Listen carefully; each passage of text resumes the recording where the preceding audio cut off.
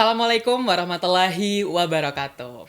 Halo pemirsa dimanapun berada, senang sekali saya Syahdan Ramadhano kembali dapat menyapa pemirsa dimanapun berada, di mana hari ini aku akan berkenalan, bercerita dengan teman-teman dari AIESEC di podcast Unan Official, informatif, edukatif, dan inspiratif.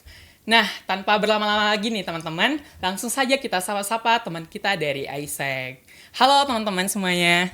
Halo Danu. Gimana nih kabarnya hari ini? Kalau dari aku alhamdulillah baik banget.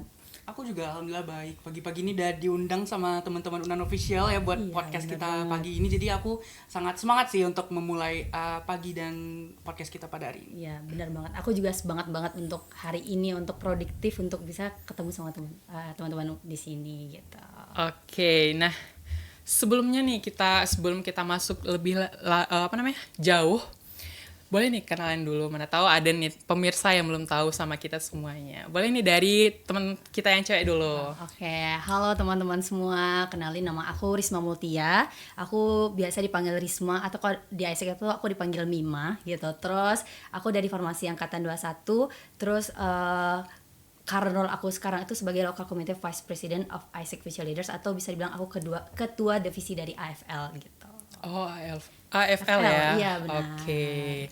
Boleh lanjut, abang kita? Halo teman-teman Unan Official. Perkenalkan, nama aku Muhammad Farah Sinaldi. Tapi biasa tuh akrabnya dipanggil Ayas. Aku dari jurusan Ilmu Kesehatan Masyarakat angkatan 2021, dan alhamdulillah tahun ini di AIESEC aku diamanakan sebagai Local Committee Vice President Talent Management atau Ketua Departemen Talent Management. Jadi kalau Talent Management itu lebih fokusnya tuh ke member, kayak ke HR gitu. Kalau di organisasi biasa tuh kayak PSDM Ya, gitu ya, betul. PSDM. Kalau Mimas sendiri? Kalau aku kita kan kalau di AIESEC ada laksanain project-project gitu. Nah, salah satu projectnya itu AFL. Kita kayak bootcamp selama 3 bulan gitu. Lebih ke ketupel gitu atau gimana? Ya, aku ketua pelaksananya gitu. Oh, dari AFL. Iya, benar. Oh ya, AFL itu salah satu produk AIESEC ya? Iya, benar. Oke. Nah, berbicara tentang AIESEC nih, kenapa sih teman-teman milih AIESEC gitu dibandingkan organisasi-organisasi lain yang ada di Universitas Andalas? Siapa dulu nih? AIES dulu deh. AIES dulu, oke. Oke, kenapa AIESEC gitu ya? Mungkin kalau di sini panjang banget sih teman-teman. Jadi kayak awalnya itu pas biasa ya, kayak aku dari SMA terus masuk ke Unan sebagai mahasiswa gitu. Mungkin aku cukup ada sih beberapa goals ataupun harapan aku gitu untuk berkembang lebih jauh lagi. Karena jujur kayak dulu tuh aku SMA adalah orang yang sangat-sangat introvert. Terus juga aku ngerasa aku punya sedikit teman. Jadi aku tuh kayak pengen kayaknya aku perlu berubah deh kayaknya, atau sesimpel kayak aku pengen CV aku nanti ada nih isinya gitu. Jadi kayak itu sih mungkin pertama kali mungkin aku sebagai maba itu kenapa AIESEC itu karena aku ngerasa ini tempat yang tepat banget gitu untuk aku ngedevelop dan berkembang lebih baik lagi gitu. Oke, kalau Mima sendiri? Oke, kalau dari aku sendiri sih benar banget ya, kalau misalnya sama banget sama AIES gitu, karena aku dari SMA tuh udah tahu AIESEC sebenarnya gitu, kayak tahu dari kakak gitu kan. Jadi kayak pas masuk itu kayak masuk gak ya gitu, karena aku pengen banget nih develop tentang gimana aku ngomong public speaking, terus juga gimana sih ngomong pakai bahasa Inggris gitu. Jadi kayak pas maba-maba tuh kan kayak pengen deh gitu, pengen belajar bahasa Inggris gitu. Jadi kayak coba-coba join AIESEC gitu. Jadi alhamdulillah itu ILEC gitu. Jadi pengen banget untuk improve gitu. Dari aku dari mungkin kayak Ayas juga, aku orang introvert juga gitu. Jadi pas masuk AIESEC baru bisa untuk berubah dan juga ngisi CV sebenarnya gitu. Benar. Oke. Kalau AIESEC sendiri itu sebenarnya berfokusnya kemana nih teman-teman? Kalau AIESEC itu kita lebih berfokus ke leadership-nya gitu, kepemimpinan gitu. Jadi pada dasarnya kita itu adalah organisasi kepemimpinan yang dimana tujuannya itu kita itu mau agar para pemuda atau youth itu kayak lebih aware gitu terkait leadership. Karena kalau misalnya boleh jujur, kayaknya makin kesini itu leadership itu atau kepemimpinan itu kayaknya mulai kurang gitu ya kali ya di diri para mahasiswa sekarang gitu dan segala macam. Jadi itu sih yang coba kita mau menyebarkan impact ataupun dampak lebih baik lagi gitu ke para pemuda itu sendiri. Oke. Nah, berkaitan dengan AIESEC, teman-teman udah masuknya tahun berapa nih ke AIESEC? Kalau Mima? Kalau aku sendiri aku dari angkatan 21 pas baru maba aku langsung Oh, masuk gitu. maba masuk ya. Kalau Ayas? Aku tahun kedua, jadi aku dulu pernah nyoba tahun pertama tapi belum rezeki kali ya. Terus akhirnya aku nyoba lagi di tahun kedua dan alhamdulillahnya bisa masuk di ISEC. Iya. Oke, berarti emang gagal dulu nih ya untuk iya, Ayas ya. Jujur aku juga iya masuk ISEC. Pertama itu mungkin karena emang nggak se-prepare itu untuk betul-betul. FGD. Nah, tahun keduanya aku berusaha kayak aku harus ISEC nih gitu kan. Terus aku udah mencoba untuk cari strategi untuk bisa lebih bagus lah di FGD-nya. Kan bahasa Inggris juga kan. Aku mulai belajar gimana sih bahasa Inggris untuk FGD-nya gitu kan. Tahu-taunya ada bentrok. Terus kan kita ada You Today juga kan. Harus You benar. Today dan aku nggak ikut karena ada bentrok kegiatan gitu. Akhirnya langsung di blacklist sama ISEC-nya gitu. Jadi padahal aku udah persiapan nih tapi ya udahlah gitu. Mungkin belum rezeki aku barangkali seperti itu. Nah, berkaitan dengan ISEC nih. Sebenarnya apa sih culture shock yang teman-teman dapatkan di ISEC ketika pertama kali masuk gitu? Oke, nah mungkin dari aku dulu ya. Jujur pertama aku masuk ISEC itu kan aku masuknya pas COVID ya. Jadi kayak itu kan masih online banget gitu kan. Nah pas online tuh aku kayak jarang gitu loh on cam karena jujur aku nggak pede gitu sama diri aku dulu gitu. Jadi kayak aku nggak mau on cam gitu. Terus ternyata aku tuh udah 5 bulan 3 bulan kalau nggak salah aku udah di ISEC. Tapi aku baru ikut nih acara offline-nya ISEC gitu. Itu tuh namanya tuh ISEC Award namanya dulu. Kayak kita ngasih penghargaan gitu kan. Pas datang itu aku langsung disapa sama itu tuh dulu tuh apa namanya tuh ketua divisi itu tuh presidennya ISEC pas itu. Dia dipanggil aku kan, dibilang kayak kamu Risma kan gitu. Tuh aku shock gitu kan kayak ih kakaknya kok tahu aku gitu kan kayak padahal kayak aku kan jarang aktif gitu tapi kayak seitunya ISEC itu tuh sampai kayak tahu kalau itu tuh aku padahal aku baru banget di sana gitu kayak nggak expect juga kalau misalnya kakak tuh tahu padahal aku sering off cam gitu kan jadi kayak itu sih culture shock yang bikin aku juga semangat gitu loh ISEC-nya karena ditahui sama orang gitu yang mana kayak orang tuh respect sama kita jadinya dan juga kayak caring gitu loh kayak gimana caring sama kita jadi itu sih yang buat aku tuh agak shock culture dan juga kayak bangga juga sih gitu ditahui sama mungkin udah ketuanya atau ketua dari ISEC sendiri gitu itu sih yang agak culture shock sama aku pertama ya gitu. Oke, berarti gimana ya kayak di ISEC tuh teman-teman bisa mendapatkan ikatan gitu ya, Iya, ikatan secara benar. batin karena dikenal, belum ketemu aja udah kenal Iya, gitu. benar. Itu yang bikin oh ya kayaknya ini benar-benar bagus ya organisasinya gitu. Iya, benar. Kayak care gitu ya. Iya benar. Kalau Ayas nih, Culture shock.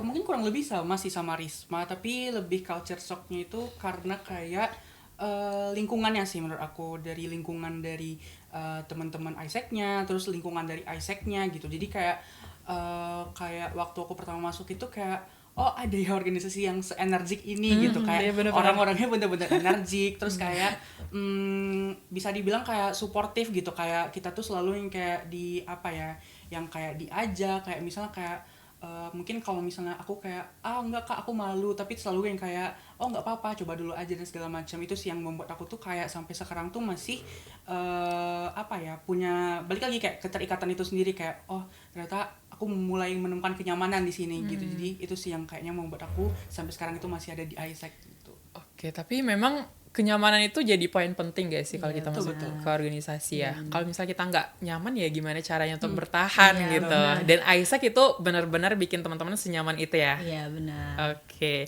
Nah, apa sih yang membedakan organisasi ISEC dengan organisasi-organisasi yang serupa nih? Barangkali di lingkup Universitas Andalas atau di secara nasional lah gitu.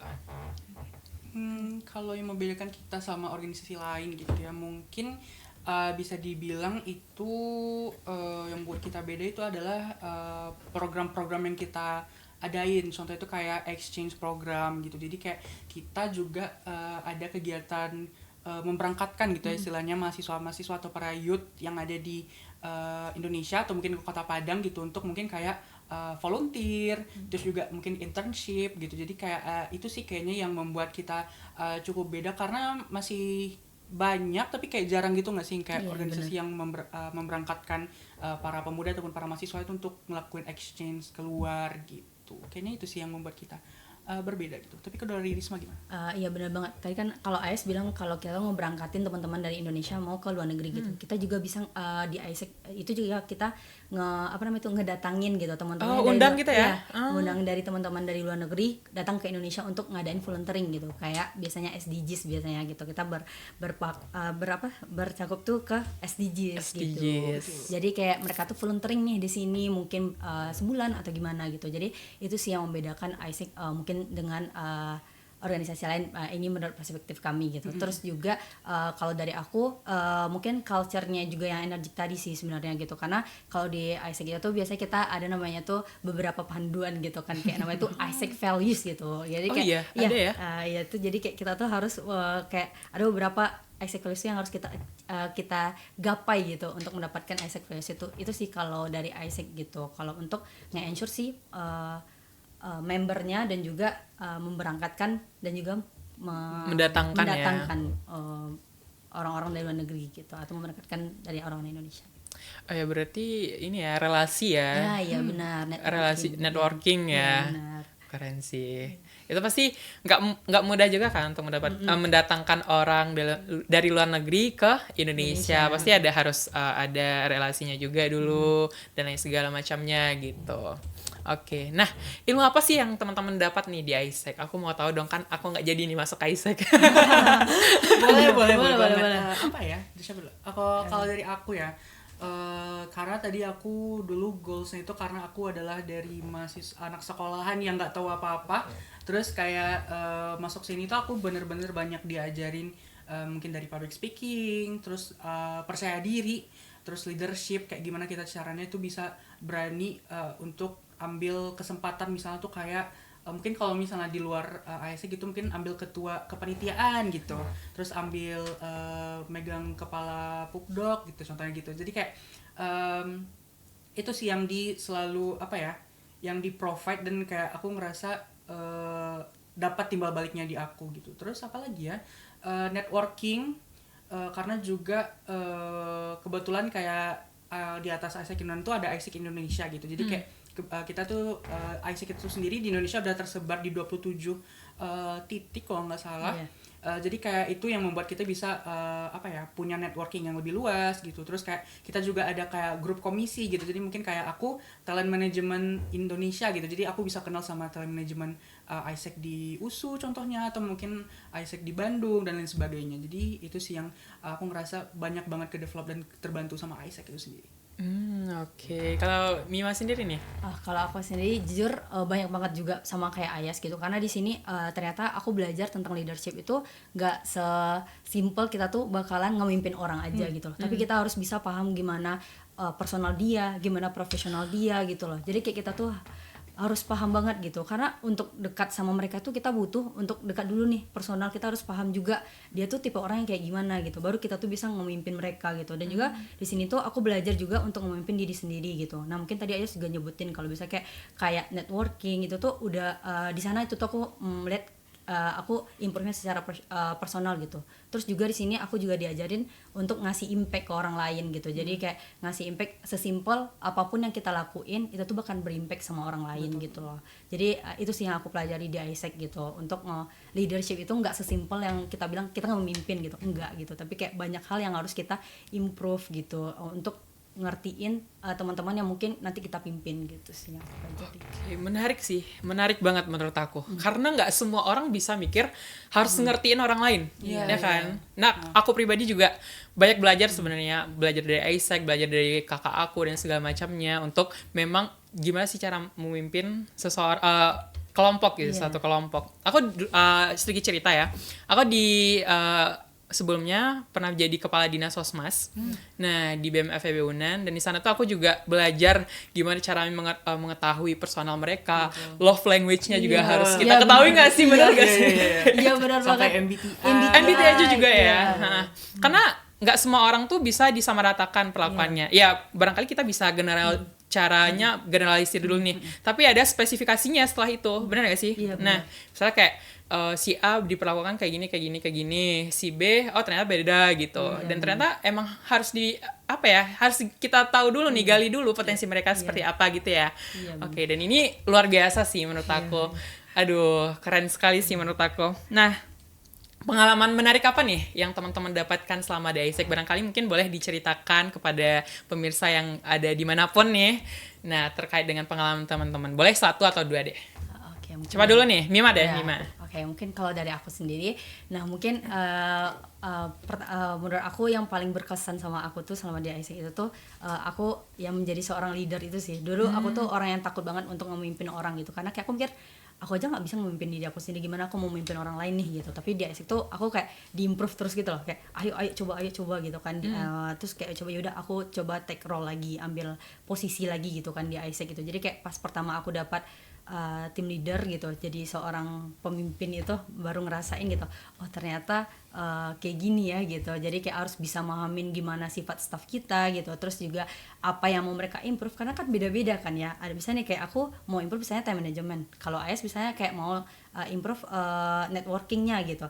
Jadi kayak aku harus pahami itu. Jadi kayak itu sih yang menurut aku hal yang paling berkesan sama aku di ISEC gitu. Terus juga dulu pernah juga aku tuh dapat mentor. Dulu tuh aku ada anak-anak aku gitu kan, terus mereka tuh kayak engage gitu loh sama aku, kayak ngajak-ngajak aku pergi main gitu. Terus juga kayak apa misalnya nih aku ngomong nak kayak gini nak dia mereka dengerin gitu. Jadi kayak itu sih yang menurut aku tuh hal yang paling berkesan bagi aku gitu, gimana pengalaman aku untuk bisa nge-leaderin mereka tanpa harus membuat aku tuh adalah atasan mereka, enggak gitu. Jadi itu sih yang membuat aku berkesan banget. It's gitu so sebenarnya. point banget sih Mima. Yeah. Karena bener sih, ketika kita menjadi ketua di organisasi itu, kita bukan bosnya nih, tapi kita memang leadernya. Leadernya dalam artian bukan kita ngatur-ngatur aja, tapi kita juga terlibat di dalamnya itu ya, bener banget sih. Kalau Ayah sendiri nih, apa nih pengalamannya? Pengalaman paling berharga ya.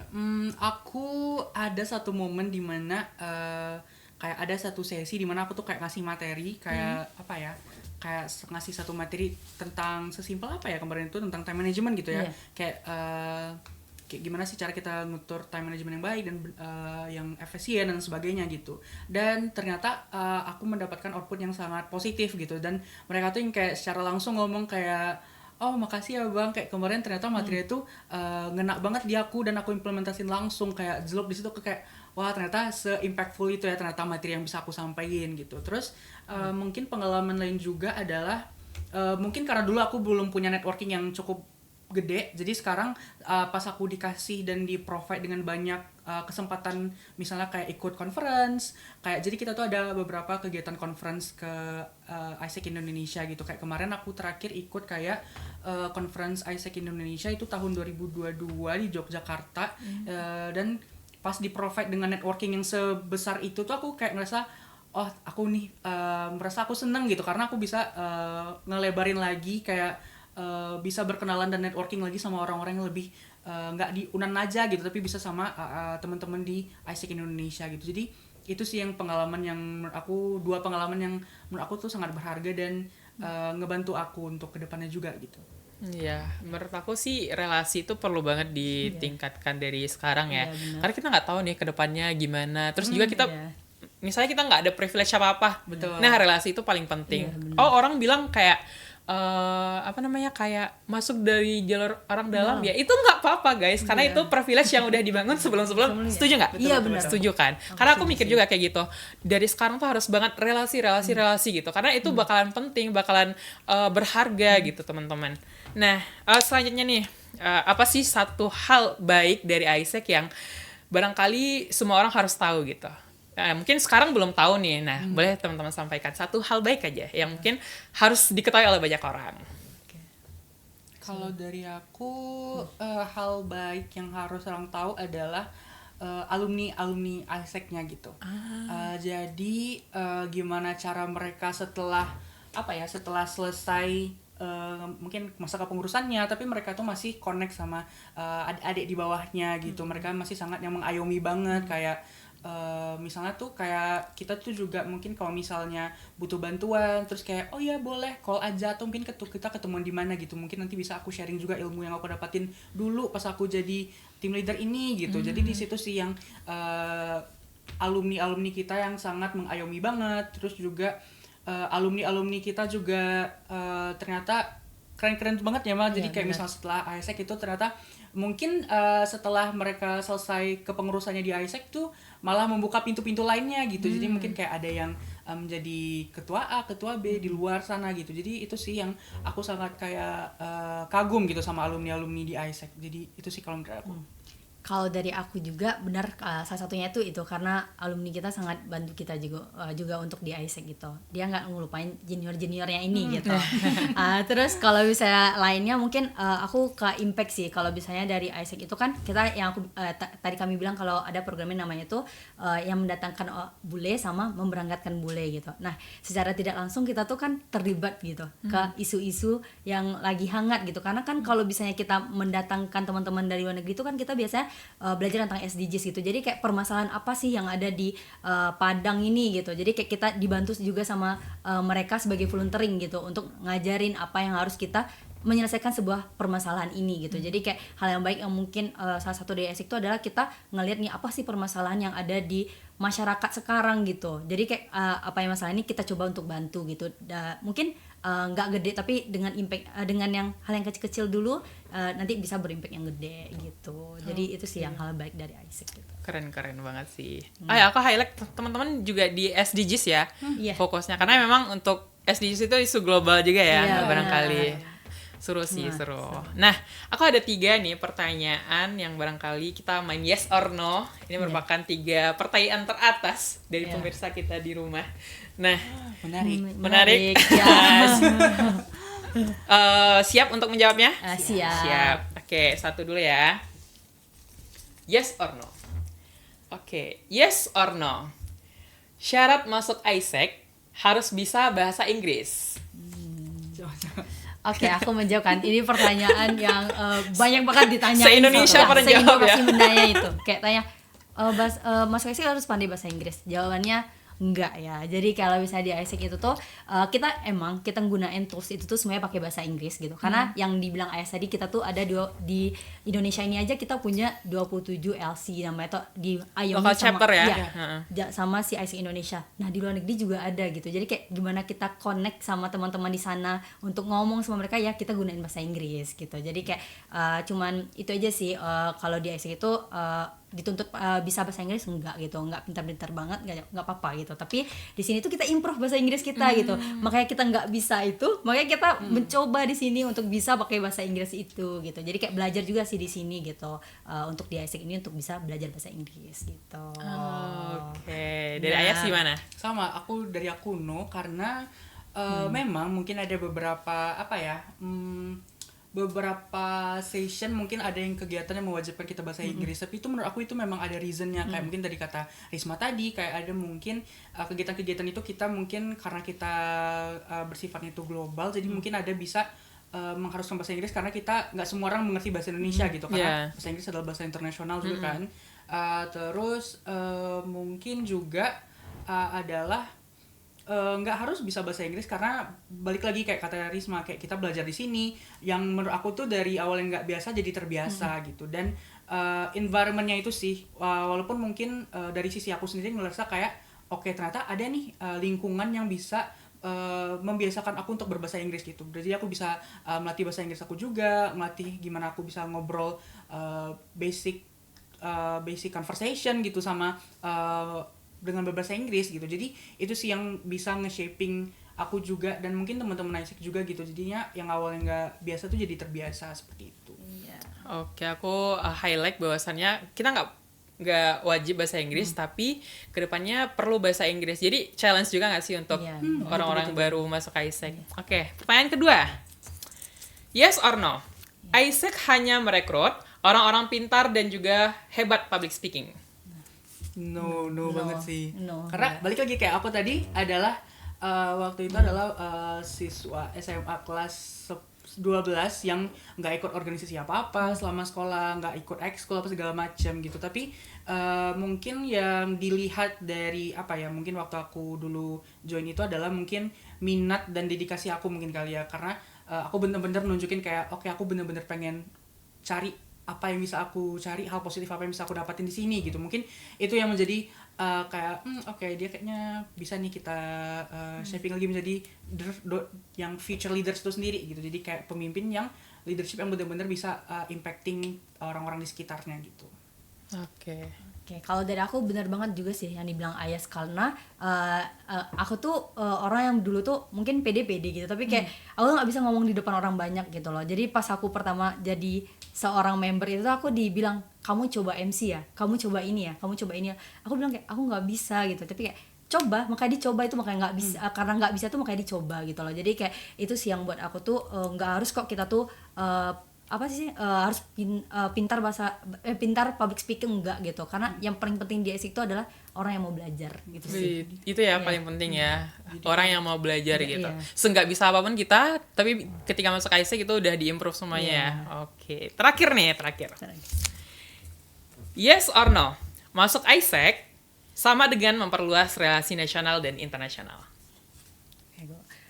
Yes, Oke. benar gitu, karena mungkin yang dibilang Ayas tadi juga, kita tuh ada komisi-komisinya gitu. Kalau Ayas tadi komisinya tuh Talent Management Indonesia, kalau aku tuh ISEC Future Leaders in Indonesia gitu. Jadi di sini tuh kita biasanya ngumpul satu teman-teman dari yang ikatan dari IFL ini tuh ngumpul. Jadi kita tuh ngeremukin nanti nih kayak gimana nih ke depannya, mau apa sih yang mau kita kasih impact untuk si youth ini gitu kan, untuk ngasih mereka impact gitu. Terus juga di sini kalau kemarin itu kalau Ayas biasanya tuh aku juga kayak hubungan gitu, kotak-kotakan sama Unsut kemarin untuk ngelaksanain event collaboration namanya, kayak itu tuh namanya tuh LC to LC gitu. Jadi kayak ketemu sama teman-teman dari Unsut gitu kan. IFL kan ada partisipannya nih 54 orang kemarin. Jadi Unsut juga ada 60 orang gitu. Jadi pas itu kita gabung, mereka bikin networking juga sendiri gitu loh. Jadi kayak emang ngeluas relasi banget sih untuk ISEC sendiri. Itu juga kemarin tuh aku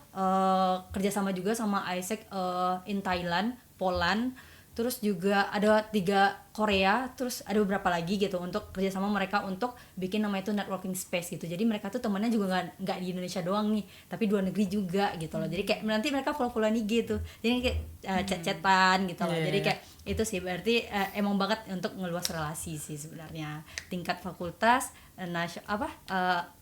univ, nasional sama internasional gitu.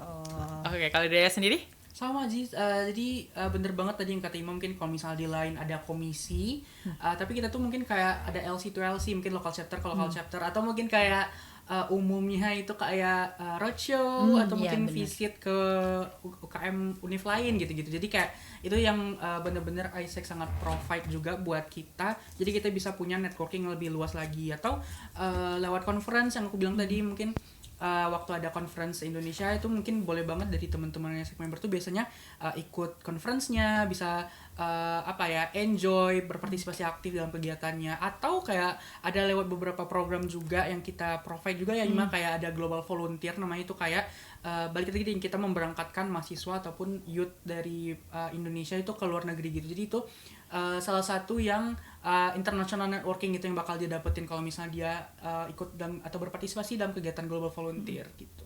Oke, tapi seru nggak sih kalau misalnya kita tuh bisa berkoneksi dengan teman-teman dari internasional? Seru kan? Soalnya aku juga ada beberapa gitu teman internasional, seru banget, kita bisa chat-chatan pakai bahasa Inggris, juga improve bahasa Inggris kita juga kan akhirnya. Oke, terakhir nih teman-teman, aku mau dong teman-teman kasih nih tips ataupun pesan untuk teman-teman kita maba 2024. Silakan. Oke, mungkin dari aku dulu. Mungkin untuk adik-adik yang mau adik-adik gitu kan.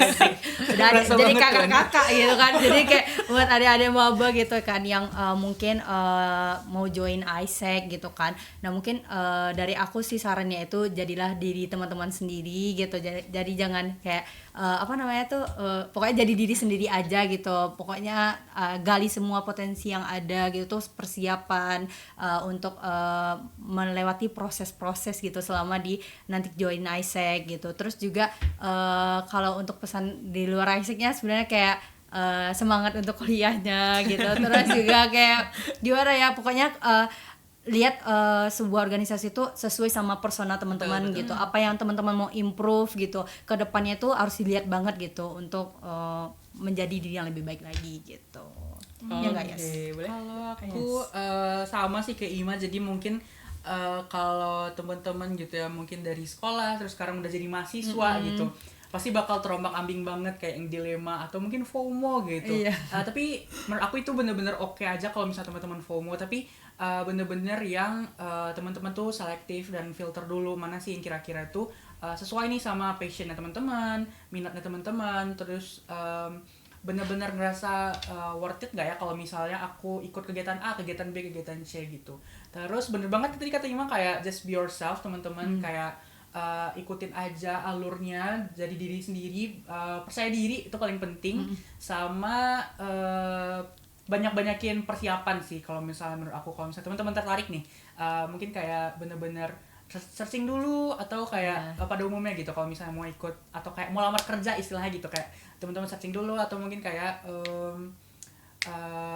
survei dulu kayak gimana sih apa sih kegiatannya dan ngapain aja kegiatannya gitu-gitu. Jadi semoga itu bisa membantu teman-teman juga nih kalau misalnya teman-teman tuh tertarik buat join di ISEC gitu. Oke, dengan berakhirnya pertanyaan untuk tips maba tadi, maka berakhir pula lah podcast kita pada hari ini. Aku mengucapkan terima kasih banyak ke teman-teman ISEC yang udah hadir, Ayas dan juga Mima. Semoga teman-teman sukses selalu ke depannya. Semoga lancar terus ISEC-nya. Ya jangan lupa jaga kesehatan juga. Selalulah bahagia. Akhir kata, podcast Unan Official, inspiratif, edukatif, dan informatif. Dadah.